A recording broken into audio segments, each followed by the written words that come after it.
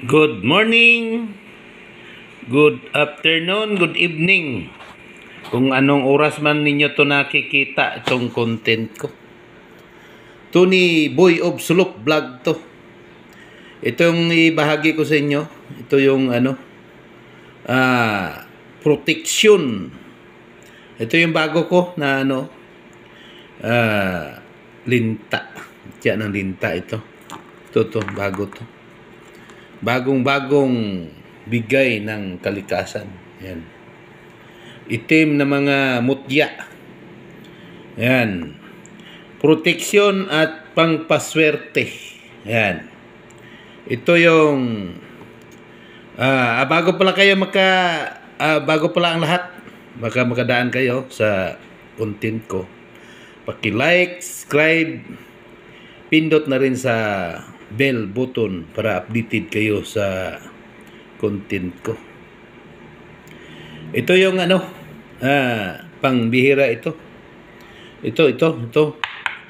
Parang to, yung akala mo marmol, julin, ganyan. Nakuha ito sa loob ng yung katay kami ng pato.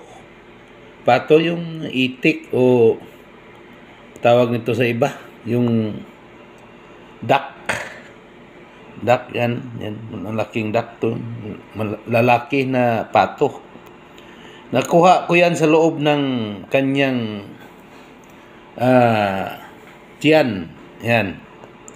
Nagtaka ako, mayroong green yung niya.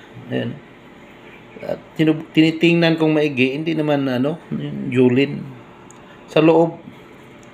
Ang inano ko nito, baka mutya ng tubig. Baka nakain niya sa ilog ba? Kasi sa ilog siya nagapunta. Hindi ko lang basta sa loob ng loob ng tiyan ng pato, itik, rudak. Yan. Ito. Ayun. Lapit ko. Yan. Mayroong mga green siya, parang may mga damo-damo na nakadikit pero tanggalin, hindi naman matanggal. Yan.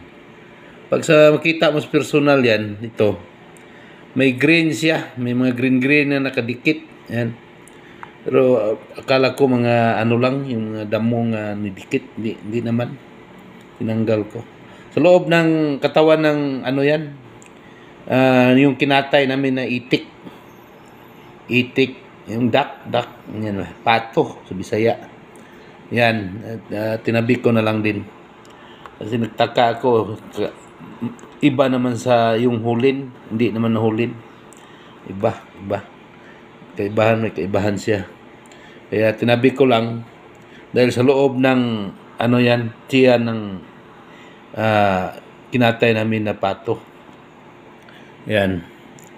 Ito naman, ito yung shield, yung naging bato na. Ayun, yan pang yan, depensa din yan, tsaka paswerte. Ito naman yung kakao. Ayan kakao, yung naging bato. Sa loob ng kakao nakuha yan. Yan, bato na. Tsaka ito yung mga linta na naging bato. Yan tawag na mutya ng linta. Yan siya, tested yan. Mayroon akong kapitbahay na taga aming lugar lang, binaril ng 4 na putok ng 45. Nasugatan siya pero talagang sugat ng kunti lang, hindi bumaon yung bala. Yung damit niya butas-butas, tama ng bala. Yan ginagamit niya. Dadala lang niya. At minom lang siya ng tubig. Ayun. Nawala yung mga sugat. Kamangha-mangha. Ang galing ng mutya na yan. Linta. Ito naman yung isa last nito. Ayan yan eh. Ayan. Kita niyan. Ito.